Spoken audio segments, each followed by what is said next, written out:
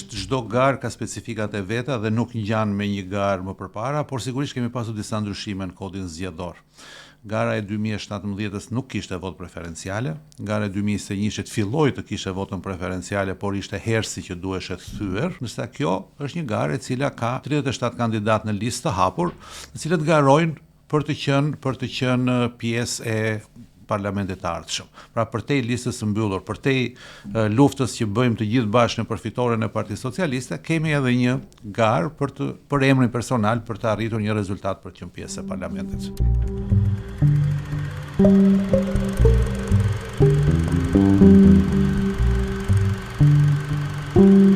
Në qoftë se kemi parasysh të gjithë bashkë që qëllimi kryesor i të tërëve ne i të tërë skuadrës së Partisë Socialiste është fitoria e Partisë Socialiste, pra vota për numrin 5, sigurisht që kjo ka një lloj komoditeti, sepse ne gjejmë mbështetje njerëz, kemi organizim të strukturave, kemi ndashmë muaje që përgatitemi për këtë. Kur vjen puna tek vota personale, sigurisht fillimi i fushatës pati ato paqartësitë e veta, po besoj që gjërat janë duke shkuar në rrugën e duhur. Një pjesë e skuadrës janë kolegë të cilët kanë një eksperiencë qoftë në politik, qoftë në grupin parlamentar, pra nuk vinë për herë të parë. Dhe kanë të qartë që fitoria e partisë politike, po edhe raportet personale janë shumë të rëndësishme, sepse grupi i ardhshëm parlamentar duhet të ketë marrëdhënie solide kemi për të bërë 4 vjet betejë të përbashkëta me kolegët që do të jenë në grupin parlamentar. Kështu që edhe këto marrëdhënie duhen pasur kujdes. Sigurisht mund të ketë kolegë të tjerë të cilët vinë për herë të parë edhe nuk e kuptojnë fort mirë këtë garën e brendshme, po besoj që gjërat janë duke u sqaruar, duke marrë drejtimin e duhur dhe jam i bindur që në fund fare do të kemi një rezultat, sepse gjithmonë elektorati sipas këndvështrimit tim ka ditur të orientohet saktë.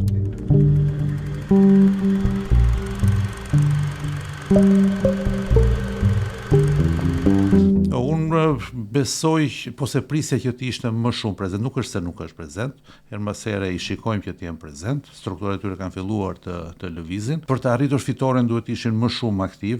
dhe ndoshta kjo është edhe arsyeja që i është gjetur ky lloj etiketimi, sepse leadershipi i tyre është një leadership që tashmë është i stër provuar, i stër njohur, dihet se çfarë dhe se si e konceptojnë dhe se sa energji mund të kenë për të transformuar apo më keq akoma për ta bërë madhështore Shqipërinë.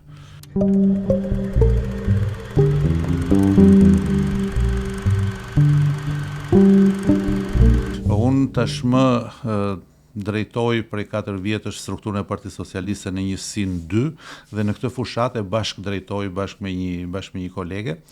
Njësia 2 është njësi e madhe, është njësia më e madhe si territor në Tiranë, nga krau tjetër është edhe njësia numër 2 për numër popullsie, ka kaluar 90.000 banorë. Pra në vetvete, kjo njësi është një lloj bashkie, bashkia e Korçës pak a shumë është kaq, ose bashkia e Kamzës pak a shumë ka këtë numër popullsie. Pra nuk është një njësi e vogël. Njësia ka disa zona që dallojnë nga njëra tjetra. Po të kemi parasysh gjithë pjesën që i përket kraut së sipërm të bulevardit, ku janë disa nga perlat e Tiranës, duke filluar nga Parku Kombëtar, Stadiumi Air Albania, Sheshi Italia, për të ardhur më tej tek Teatri Kombëtar, tek Pazari i Ri, Teatri Tobit, apo shkolla të rëndësishme si Shkolla Kosova, Liceu Artistik, Shkolla e Baletit, që të gjitha kanë njohur një transformim rrënjësor, jo vetëm këto si institucione, po edhe gjithë infrastruktura rrotull rreth tyre.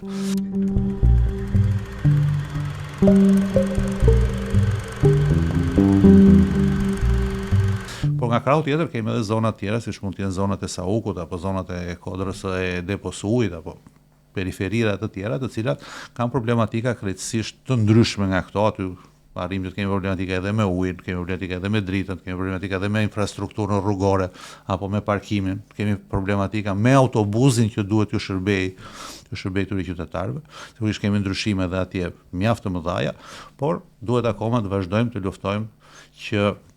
edhe kjo pjesë e njësisë 2 të mund të marrë atë vlerë që ka marrë pjesa tjetër e njësisë, pra për ta transformuar dhe aty infrastrukturën, për ta transformuar dhe aty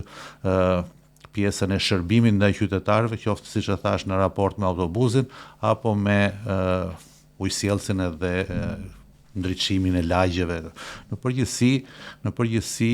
mund të kemi akoma disa zona ku kemi problematika të pazgjidhura me legalizimet, po sigurisht është edhe premtimi i Partisë Socialiste që këtë 4 vjeçar duhet të përmbyllin përfundimisht të gjitha legalizimet dhe besoj që edhe për nisin 2 do të zgjidhen.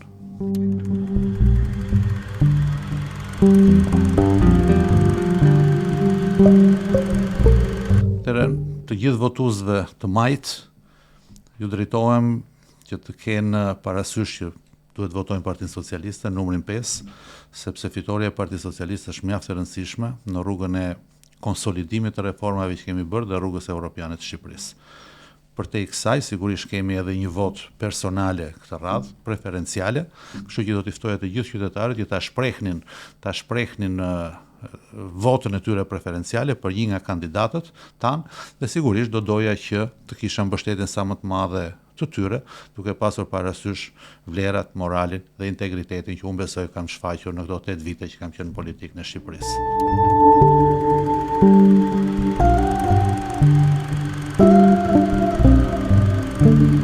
Të gjithë ne sigurisht jemi në shërbim të qytetarëve, pra